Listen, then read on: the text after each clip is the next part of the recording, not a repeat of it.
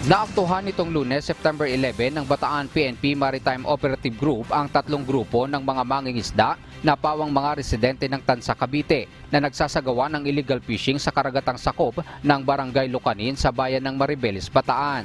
Sa ulat ni Police Major Jonathan Dayawin Jr., Station Chief ng Bataan Maritime Police Station, nagsasagawa ng Seaborne Maritime Patrol ang PNP Maritime Police nang maaktuhan ang mga nasabing mangingisda na namamalakaya gamit ang fishing net sa loob ng 5 kilometrong sakop ng Maribeles Municipal Seawater.